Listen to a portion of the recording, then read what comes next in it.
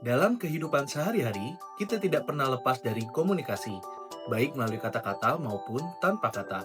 Setiap interaksi membawa makna, namun tidak semua komunikasi mampu menyampaikan pesan dengan tepat. Melalui video ini, kita akan melihat bagaimana komunikasi verbal dan non-verbal berperan penting dalam membangun empati, memahami perasaan orang lain, serta bagaimana cara kita merespon. Itu semua dapat berdampak besar bagi seseorang. Aku yakin aku gagal. Kenapa sih langsung mikirnya udah gagal aja?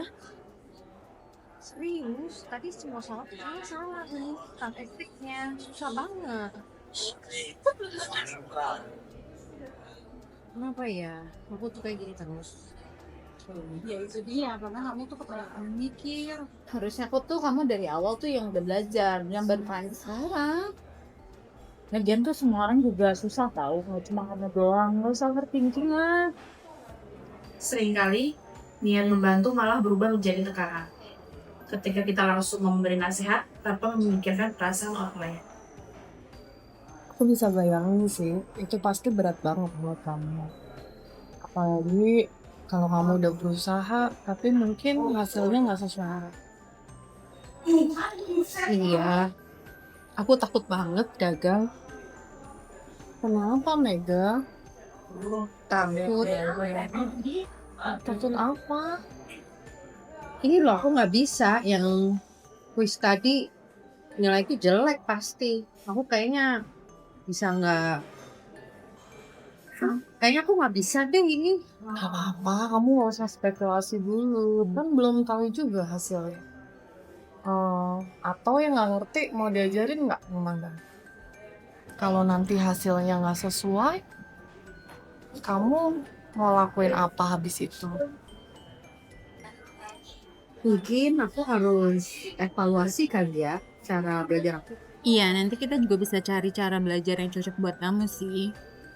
Kalau kamu mau, nanti aku ngomongin juga kok. Makasih ya.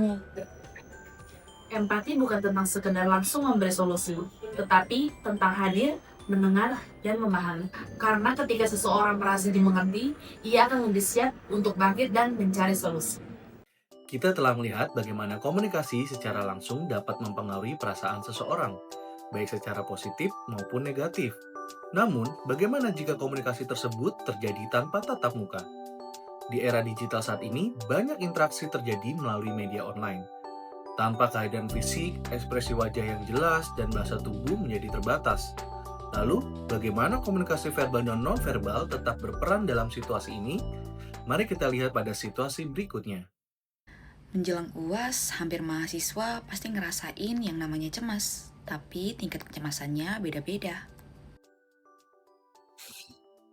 Aduh, aku panik banget nih. Yang kemarin regresi sederhana aja aku masih bingung. Hari ini regresi berganda lagi. Aduh, pusing aku. Kayaknya aku nggak siap deh buat ikutan UAS PPS. Ana, aku lebih parah lagi. Aku baca berkali-kali, tapi nggak ngerti. Fix, aku gagal sini. Ya ampun, aku kok juga ngerasa gitu ya? Hai teman-teman, kalian santai aja dong.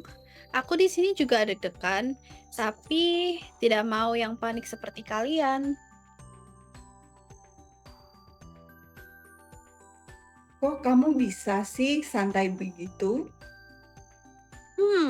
Karena aku berpikir aku sudah belajar dan sudah mempersiapkan yang terbaik.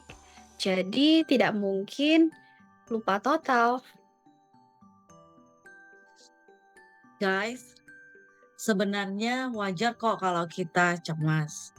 Tapi tahu nggak sih, tingkat kecemasan masing-masing orang itu beda-beda loh ternyata. Oh ya? Kenapa bisa gitu ya? Gini Mbak Ana, soalnya kecemasan itu nggak cuma dari satu hal aja. Misalnya nih, kita ngerasa belum siap untuk ngerjain UAS nanti, atau kepikiran gimana ya nanti nilainya, hasil nilai UASnya Jadi semua itu berbarengan gitu loh, itu yang bikin cemas. Oh, Dalam psikologi, ini mirip konsep regresi berganda, yaitu satu hal kecil, kecemasan, yang dipengaruhi banyak faktor sekaligus. Jadi wajar kalau tiap orang beda, karena faktornya juga beda-beda. Nah, kayak Mbak Ana sama Mbak Evi mungkin lagi ngerasa belum siap dan belum yakin ya nanti ngerjain UASnya. Iya, aku overthinking banget. Ya kalau Vicky kayaknya lebih siap ya Vicky ya. Udah belajar berapa hari nih Vick?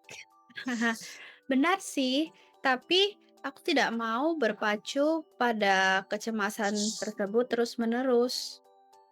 oh, aku jadi semangat nih. Berarti kita bisa dong ya ngurangin kecemasan kita. Bisa sekali Mbak Ana. Mulai dari yang kita bisa kontrol kayak belajar bareng nih atau saling mengingatkan sesama teman gitu sih. Oke deh, aku ikut. Saya juga setuju.